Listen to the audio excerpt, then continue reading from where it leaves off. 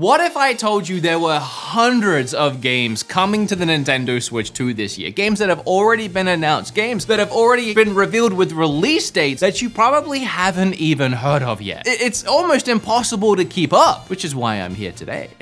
Which is why I'm here for you. I have put together a selected list of only good games, like games that I legitimately think are going to be fun and worth playing on this console. I really wanted to start this year fresh by making this video and looking towards this year of video games, all the games that we're gonna get to play together, I'm gonna get to review on the channel. I also wanted to start here because I gotta be honest, it's a relatively easy video to make and I'm still exhausted from that hour-long Metroid review and spending the last month putting together my brand new podcast, which you can go and check out here. It has a whole new studio and we spent way too much time, energy, and money on it, but that's beside the point. I did actually write a very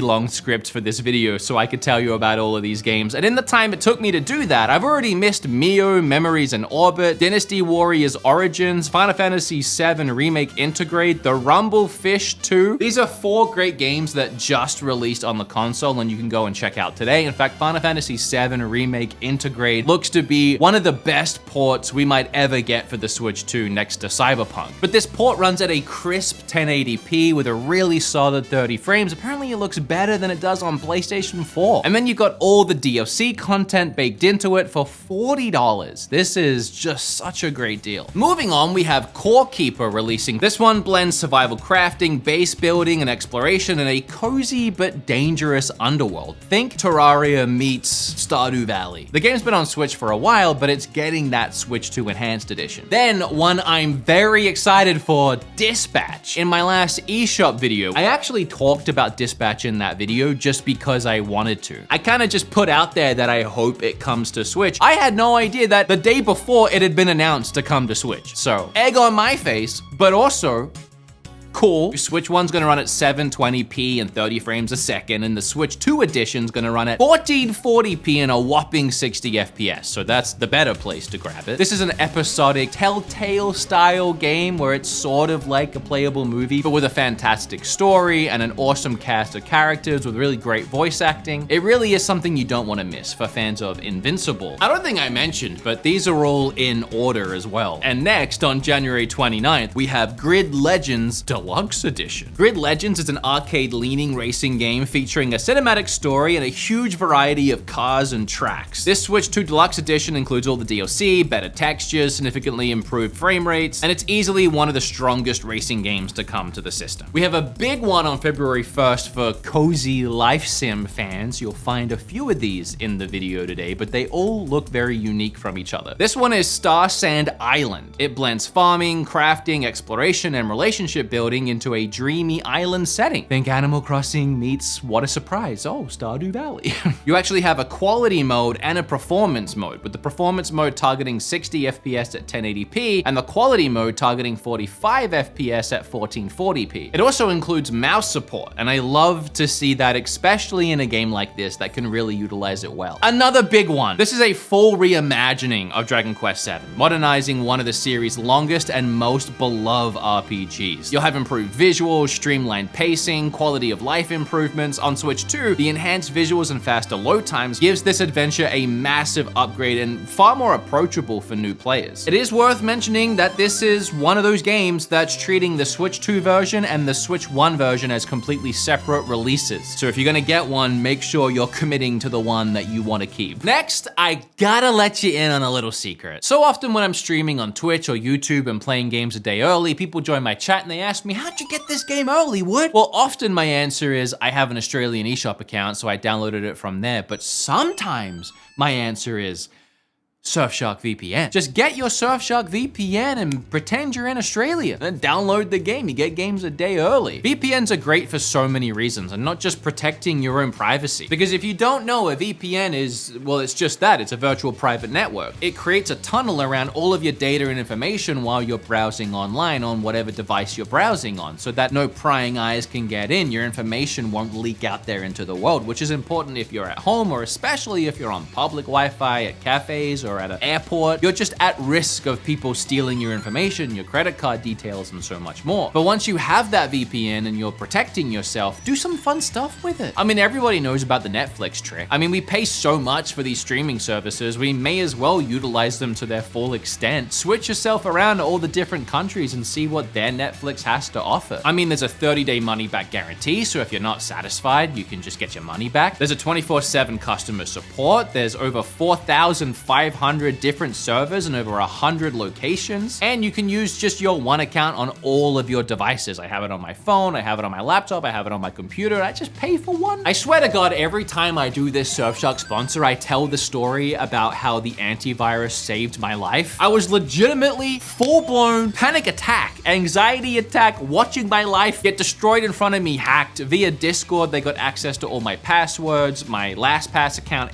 my bank, everything. But I had Surfshark antivirus, and I hit that, and it found 13 different keyloggers and viruses on my computer, and it deleted all of it. So this is coming from a place of someone that uses it and loves it. So if you want to try Surfshark VPN, you can, and you can even get 4 extra months right now using code BeatEmUps, clicking the link in the description down below. Thank you, Surfshark, for sponsoring my very first video of the year. Thank you guys for clicking those links and checking out the sponsors when I have them, and let's get back to this mega list of Switch 2 games. Then we have Deus Ex Remastered. The iconic action RPG is getting a new remaster. This game is highly praised for its deep story, awesome graphics, and just fun gameplay. It's one of the best games of all time, and it's just one of those ones that nobody ever talks about anymore, at least from what I see. Then going from one of the best games ever made to one that'll probably get drop support within a week, Mario Tennis Fever. That was a little mean. Mario Tennis Fever brings back the series with faster matches, deeper mechanics, and just like a bunch of wacky ability-filled rackets. And you have a bunch of game modes like Trial Towers, Tournament, Mix-It-Up mode, Online mode, Swing mode, and that story mode. It's supposed to feel even more competitive, high energy, but still keeps that fun, arcadey feel that the Mario sports games are known for. And I gotta be honest, looking at all the content that is there on paper, it really does seem like this game is giving a lot and trying to step it up over recent installments in the Mario sports series. Let's hope they're actually all good and they're actually all fun. Then we have BlazBlue Entropy Effect. This was originally a BlazBlue spin-off that was released on mobile and PC in 2023. It's an action roguelike, and it sets you on an adventure in the sea of possibility with all new characters and new story additions. Then one I'm very excited for, and that's Yakuza 3 Kiwami and Dark Ties. I recently did a whole video on this channel for Yakuza Kiwami that you can go and check out. It was a sponsored video, I know, but I had so much freedom in that video to create whatever I wanted and say whatever I wanted, but at its core, I just got to play the game, and I fell in love with it. Especially because part of the video was I went around and I took still shots of life in the game so that I could superimpose myself for the video, and that, in a weird way, gave me this deeper appreciation for this video game than I usually have for games, because I usually don't stop and smell the roses like that. I went on to finish the entire game, and I immediately dived into Kiwami 2. I fell in love with Kiwami 2,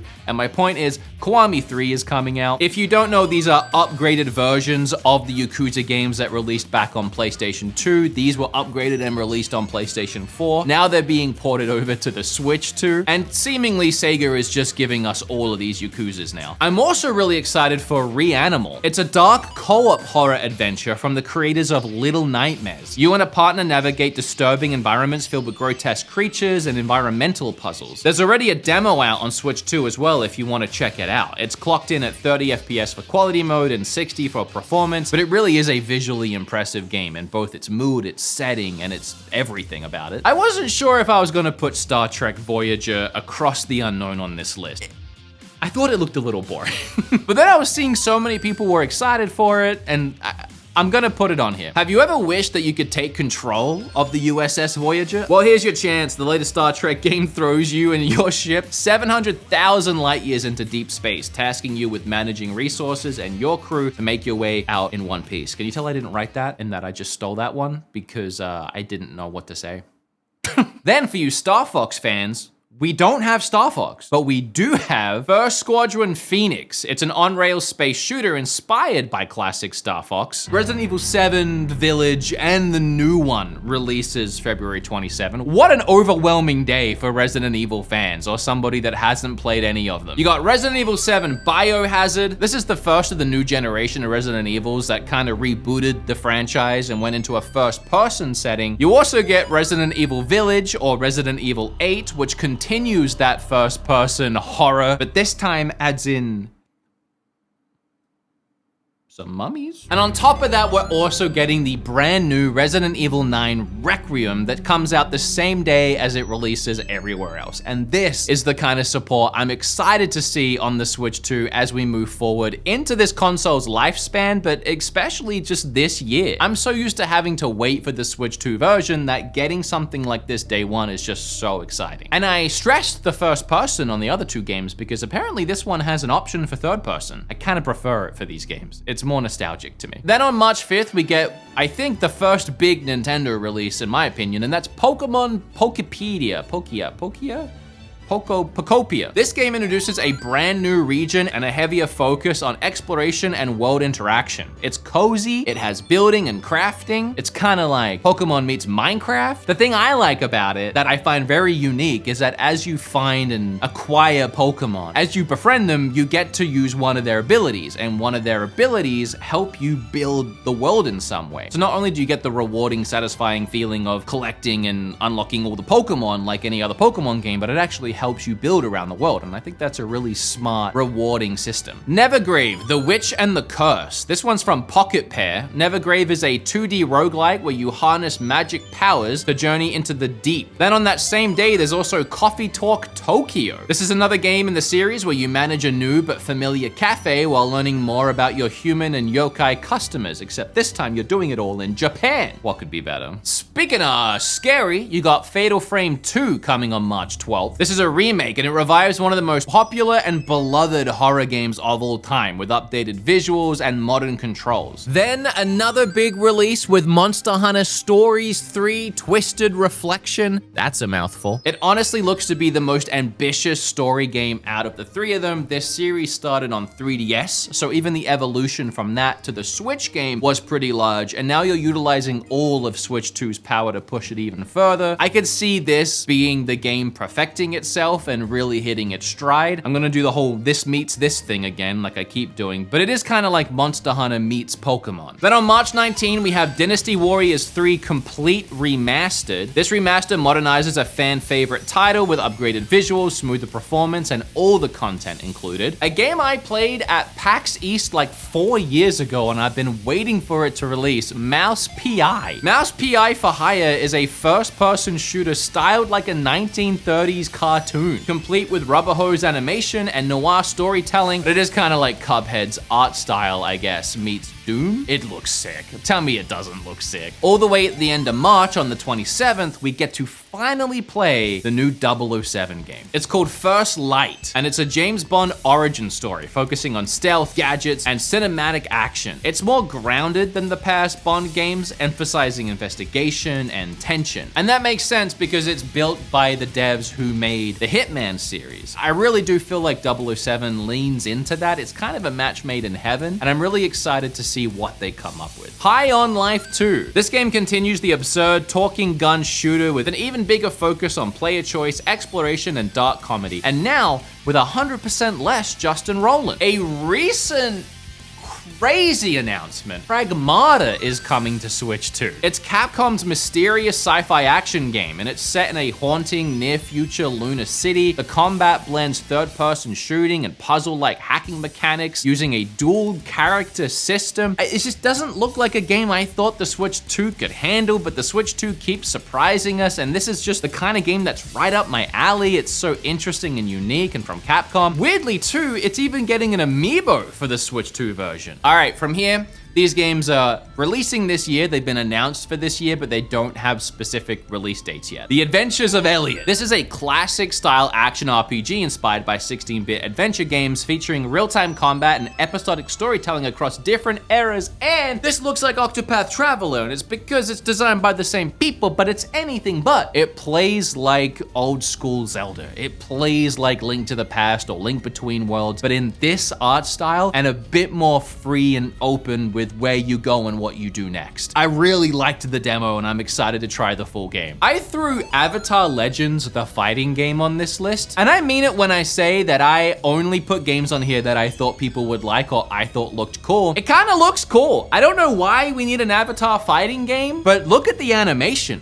Then in spring sometime, we got Tomodachi. Tomodachi Life Living the Dream returns with a brand new entry built for modern hardware, letting players create Miis, form relationships, and watch absurd social drama unfold. There actually, fun fact, is not a Switch 2 version of this game currently announced as I stand here. Obviously, there's gonna be a Switch 2 version, right? Like, obviously. So I don't know why Nintendo hasn't revealed that. Lovish! This one is a narrative-driven action adventure with 8-bit pixel art, over 50 fun levels, and each with multiple objectives. You venture through these like bite-sized rooms, slicing up monsters, collecting items, and getting to the exit. And then after you exit each room, you enjoy a short event scene in which apparently anything could happen. You could find an item, a random encounter for an RPG fight, the whole world will get destroyed. This game seems kind of out there and wild. We also have Bubsy 4D. I couldn't not mention Bubsy 4D. I hope it's good. Every Bubsy game ever has been bad. Content warning, it's a co-op horror game where players film paranormal encounters to gain views. It's chaotic, it's physics-based, and it's hilarious. The best way to explain it is like you're a YouTuber or a vlogger that's doing their best to vlog the horror. You want to film your friends being done in. You want to capture that moment on camera. Then, whoever survives, bring back the camera and you get to watch it as it plays out on a fake live stream with a fake chat. And you actually get to watch back everything you did, even with in-game voice of you and your friends. It's very funny, it's very fun, and I hope the Switch 2 fully utilizes the camera and the microphone because those features have been sorely lacking in all Switch 2 versions of games, and this game really has a chance to step it up a notch. Danganronpa 2x2. This one reinvents the series with parallel storylines and interconnecting murder mysteries. Duskbloods. This is a FromSoft game, you know, like Dark Souls and Elden Ring, but this one's a PvPvE RPG, where up to 8 players battle NPCs and each other as vampire-like characters. Getting a FromSoft game exclusively on the console is a huge win and very exciting. I am a little worried about the whole PvPvE nature of it all. I really didn't like Night Rain, so I hope this is a completely different direction. It could be big, it could be nothing. I don't know. I'm definitely interested though. Alongside that, this year we're also getting Elden Ring. So I guess if nothing else, we can fall back on what we know works, and that's the tarnished edition of Elden Ring. It's the full Elden Ring experience, optimized specifically for Switch 2, open world exploration, challenging combat, deep lore. It's all here. I think they're taking longer to fine tune it and optimize it further if they can get it into a sweet spot, and there's no real reason why this game shouldn't be able to play pretty well on the Switch 2. Why Fallout 4 never came to Switch 1, I still don't know, but Fallout 4 Anniversary Edition releases this year. It includes the full base game plus major expansions and the Creation Club content. The Switch 2 trailer is only about 2.5 seconds long, but that first shot looks pretty awesome. Hopefully this game runs well on the Switch 2, as the recent Skyrim upgrade was a complete mess. I will be playing through this game on my Switch 2. I like Fallout 4 a lot. Enter the Gungeon 2 expands the bullet hell roguelike formula with new weapons, bosses, and co-op options. Again, I loved the first game. I mean, there was like 1,000 different guns. There was so many different wacky abilities and guns and types and things you can do. This game is gonna level it up even more, and I can't wait. There's a fresh new 3D art style. Fire Emblem Fortune's Weave. It introduces branching timelines and fate-altering decisions that affect both story and battles, and look, this game, this Fire Emblem seems to echo and go back and be closer to Three Houses. I could go on a whole rant about Three Houses and Engage. I loved Three Houses. It was one of my favorite games for Switch 1. Then Engage came out, and I really didn't like it. So I'm really excited to see them try this Three Houses style again. And I'm sure with this new system and the game releasing year 1, we might see some big sales on this one again. Then talking about Hitman, we have a Hitman absolution, the Switch 2 upgrade. It aims for a stable 60 FPS. I'm gonna half give you the broken record and tell you that this is a huge one. Indiana Jones and the Great Circle. It's a first-person action adventure that was built for Xbox and is somehow being squeezed onto the console. It's one of the more shocking and impressive port attempts so far, blending exploration, puzzles, and cinematic storytelling. You have Troy Baker doing a really fantastic Harrison Ford reminiscent performance. I did play this on Xbox and it just didn't gel with me, but I'm definitely gonna try it again when it comes to Switch 2. Lego Batman! Legacy of the Dark Knight. This one looks sick. It's a massive celebration of Batman's history across the comics, films, and games with an open world hub, co-op gameplay, and tons of unlockable characters. It really looks like the Arkham trilogy that I adore, but in Lego. Lollipop Chainsaw Repop Switch 2 Edition. This game released on Switch 1 already, but now on Switch 2 it's gonna get improved graphics, stable 60 FPS, a new gun shooting mode with the Joy-Con 2 aiming, plus an upgrade path for existing Switch owners. There's better visuals and better audio. I didn't play the port when it came out because I felt loyal to Pseudo51, who I actually got to meet and interview. And when I interviewed him, I asked him about this port, and he said he had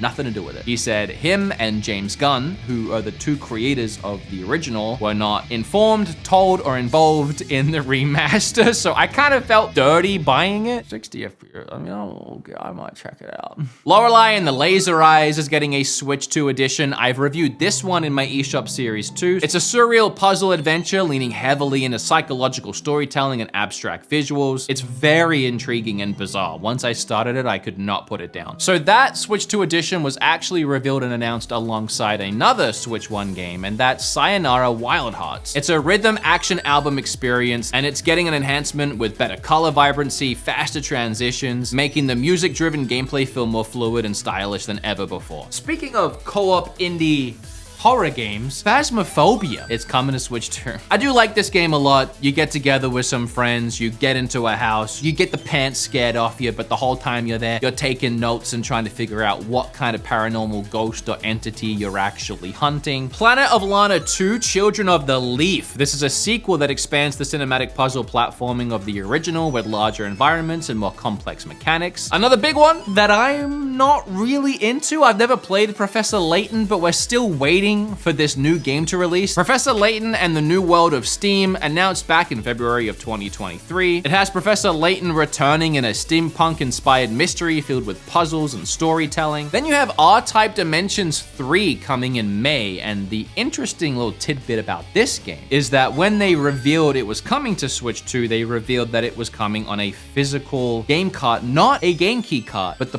price didn't make sense. It was like $20, $30 or something. And I think in the original listing that they posted, they actually accidentally seemed to imply and reveal that Nintendo are making other sizes of carts other than just the Game Key cart and the big 64GB cart that developers can't afford to use. And when they got called out on that, they changed their website and all of the wording, which kind of looked like they were covering their tracks from their blunder. It does seem like we're getting other cart sizes out of this game reveal, which is very interesting. Rollin' Rascal. I wanted to put this one on here because it's a Sonic-inspired, momentum-based 3D platformer focused on speed and precision with fast-paced gameplay, loops, multiplayer, and an adaptive soundtrack blending classic speed and modern mechanics, and it just kind of looks cool. South of Midnight is coming to the console. This is another one of the Xbox games that's coming over, and I did actually play this on Xbox, and I liked it. It's an action-adventure that blends Southern Gothic folklore and stylish visuals with narrative-driven gameplay. One of the ones I think I am most looking forward to in this video, and it's a game that I forgot was coming until I was making this video and putting the whole thing together, and that's called Spine. It looks like Sifu, but with guns, way more brutality, mechs, cyberpunk vibes, and just way more kick-ass. It's a stylish cinematic action game focused on close quarter gunplay and brutal hand-to-hand combat. The fights flow seamlessly between shooting, dodging, and environmental takedowns. I mean, it just looks incredible. Then we have Star Seeker Astroneer Expeditions. This is a new game set within the Astroneer universe with a focus on discovery, cooperative expeditions, and camaraderie. It kind of looks like a cuter No Man's Sky. Super Mario Wonder getting a Switch 2 edition with the Meetup and Bell Park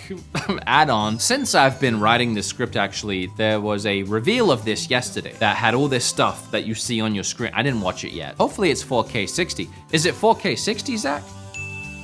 Oh, cool. A lot of cozy sim indie fans have been waiting for Witchbrook for apparently a very long time, and it's supposed to come this year. It's a magic life sim where you attend a wizarding school, building relationships and exploring a charming town. It's been highly anticipated by fans of cozy sim games, and it's coming to Switch 1 and 2. So Stardew fans, wake up! Also, while we're on the topic, we could probably add Haunted Chocolatier. I mean, I don't know for sure for 2026. I guess we just know it is coming to Switch at some point, hopefully this year. It's the guy who made Stardew Valley. His next game is Haunted Chocolatier, which will probably come out as soon as he's done updating Stardew Valley every single week. Yoshi gets a new game this year called The Mysterious Book. It blends storybook visuals with classic platforming and puzzle solving, and it does seem to appeal to the same audience that Princess Peach Showtime did, and that's kids. Then I have a bunch of games that are just like TBA. I feel like it's pretty obvious that most of these TBAs are gonna come this year. It just hasn't been officially confirmed. Warframe's getting a Switch 2 edition. The first Warframe released on Switch like year 1 or year 2 of the console, and it was the